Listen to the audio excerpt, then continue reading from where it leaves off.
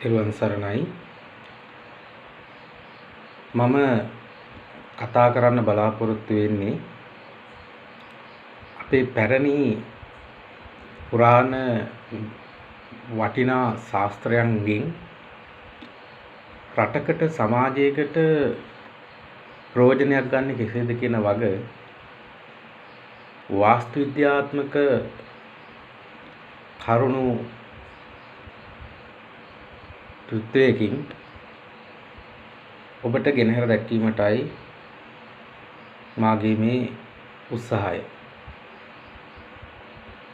වාස්තු විද්‍යාව යනු විශ්වයේ පවතින ග්‍රහ වස්තුන්ගේ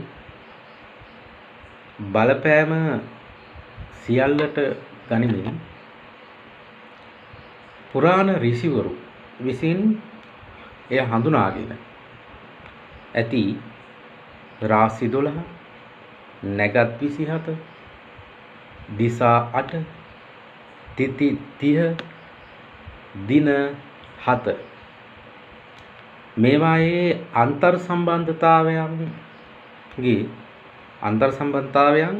සුභ අසුභ තත්වයන් ගණනය කොට මිනිසාගේ ලෞකික යහපත පිණිස ලෞකික කටයුතු සාර්ථක කර ගැනීම පිණිස පරිසරය නිර්මාණය කර දීම තමයි වාස්තු විද්‍යාවේ අභිලාෂ වෙලා තිබෙන්නේ. එතකොට මේ වාස්තු විද්‍යාව බිහි වෙන්නේ කොහොමද? ලෝකේ පෙරදිග අපරදිග රටවල් වල යුරෝපාකරවල මේ වාස්තු විද්‍යාව කියන විෂය භාවිතා කරලා මිනිසාගේ යහපත උදෙසා මිනිසාගේ මෙලව යහපත උදෙසා කටයුතු කරගෙන තිබෙනවා. ඒ පිළිබඳව ලාංකීය වාස්තුවේදීන් පොදුවේ පිළිගන්න මතයක් හැටියට සඳහන් කළොත් අග්නි පුරාණය කියන නැමැති ග්‍රන්ථයේ 39 වන පරිච්ඡේදයේ සඳහන් වෙලා තිබෙනවා. මහා බ්‍රහ්මයා විසින් විශ්ව කර්ම දිව්‍යයන්ට පැවසලා තිබෙනවා. විශ්වකර්ම දෙවියන් විසින් මය කියන ඍෂිවරයාට උගන්ලා තියෙනවා.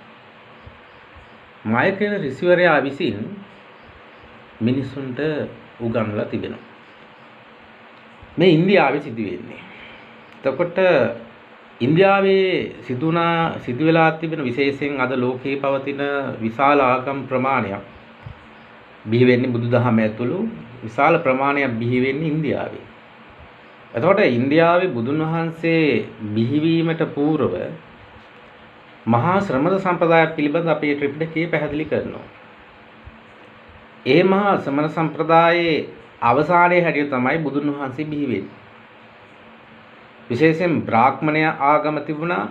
මේ බ්‍රාහ්මණ ආගම විසින් පුජ්‍යලයාගේ චින්තනය කප්පාදු කරලා තිබුණා. පුජ්‍යලයාගේ සෑම ක්‍රියාකාරකමක්ම සෑම චර්යාවක්ම මහා බ්‍රහ්මයාගේ කැමැත්ත මත සිදු යුතුයි කියන අදහස දීලා තිබුණා. මේ අදහස දීලා තිබුණු නිසා මිනිස්සු ඊට එහා දෙයක් නැතිනම් මහා බ්‍රහ්මයා උගන්වනවා බ්‍රාහ්මණ වංශිකයන් මහා බ්‍රහ්මයාගේ මුඛෙන් ඉපදුනා. ඒ වගේම දෙකලවරින් ඉපදුනා ශාස්ත්‍රීය වංශිකයන්. වෛශ්‍ය වංශිකයන් කලව ප්‍රදේශයෙන් ඉපදුනා. ශූද්‍ර වංශිකයන් පාදවලින් ඉපදුනා. මේ මහා බ්‍රහ්මයා කියන මේ කතාව සත්‍යද? මේ කතාව ඇත්තද කියලා පිරිසක් වනගත වෙමින් හොයන්න ගත්තා. ඒ හොයන්න ගත්ත පිරිසට නොයෙක් විෂයන් හමු වුණා. ලෞකික විෂයන්.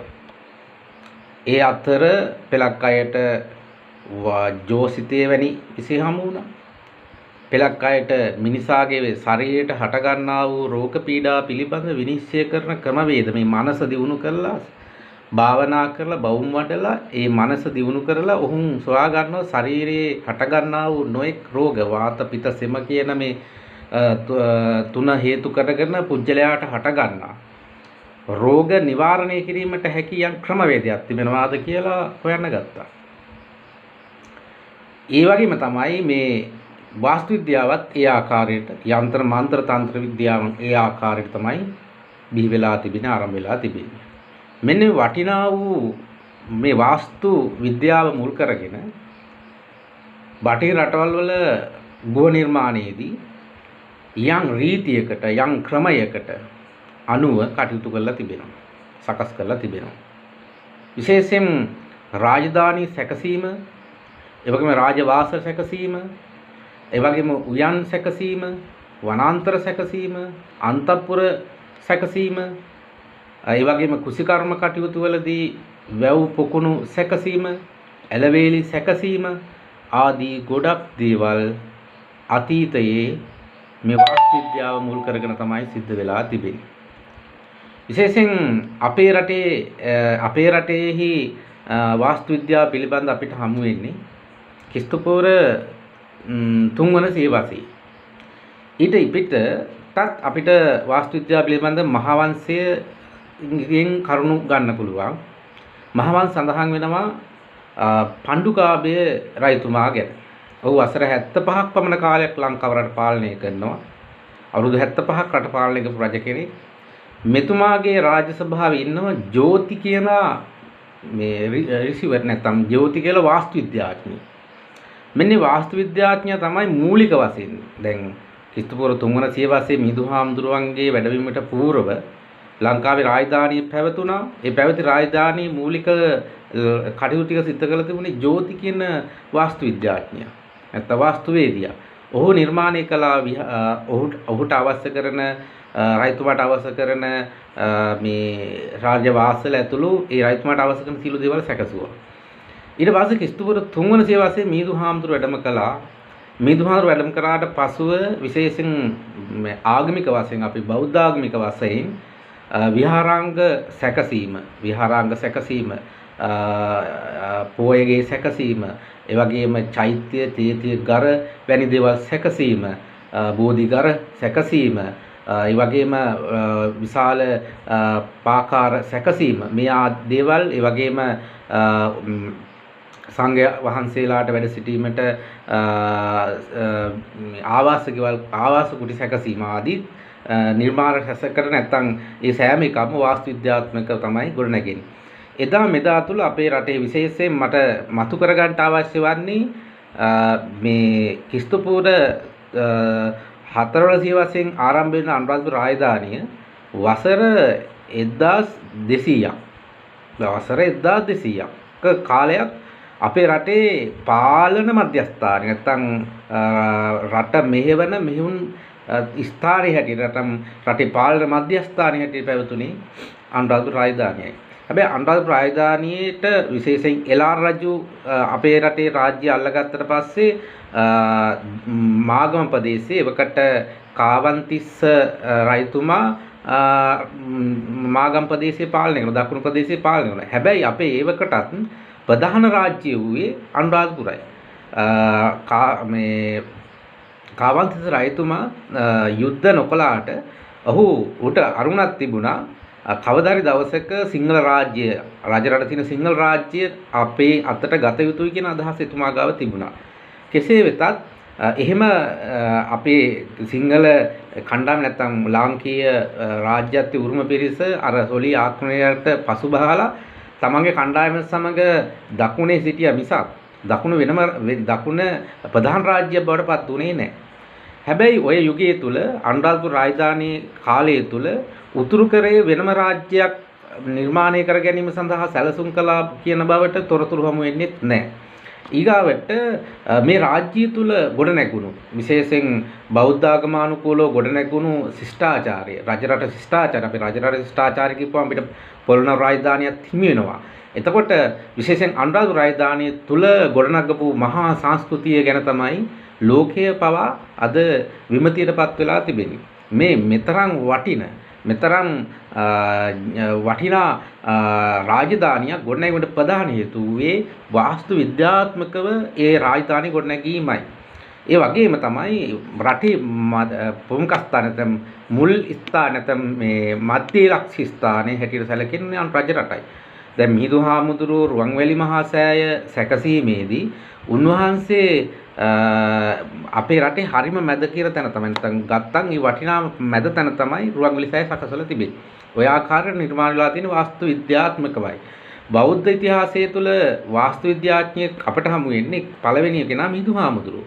මිහිඳු හාමුදුරුවෝ තමයි පළවෙනි වාස්තු විද්‍යාඥ අපේ රටේ බෞද්ධ සංස්කෘතිය තුල අපිට හමු වෙන මිහිඳු හාමුදුරුවෝ තමයි පළවෙනි වාස්තු විද්‍යාඥයා.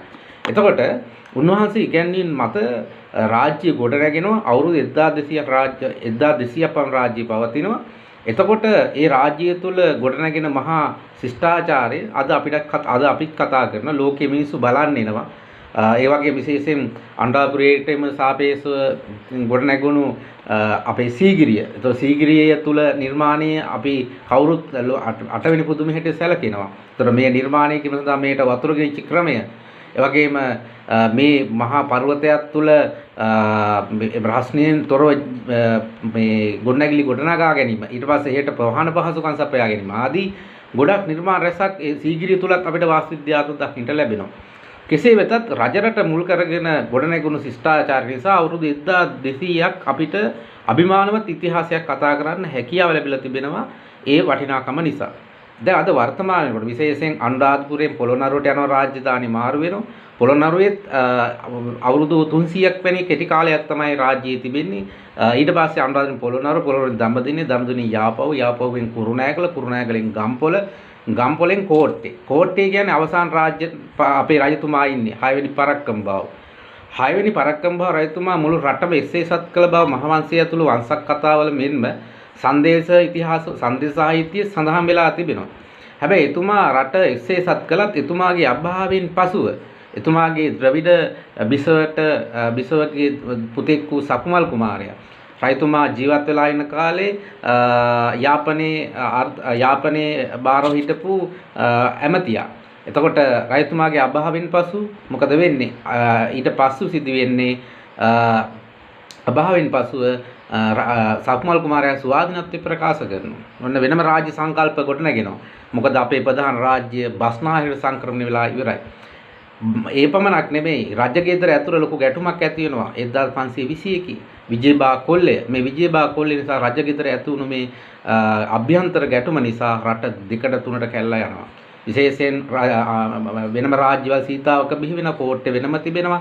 යාපනයේ වෙනම රාජ්‍යයක් තිබෙනවා. කඳුඩුරට වෙනම රාජ්‍යයක් තිබෙනවා. ඔය වගේ රාජ්‍ය ප්‍රධාන රාජ්‍ය කොටස් 4ක කරනවා. මේ කැඩීමේ විපාකයේ හැටියට විදේශිකයන් පෘතුගීසි ලන්දේසි ඉංග්‍රීසි කියන ජාතිකයන් අපේ රට අල්ල ගන්නවා. ඔවුන්ට අපි යටත් වෙනවා.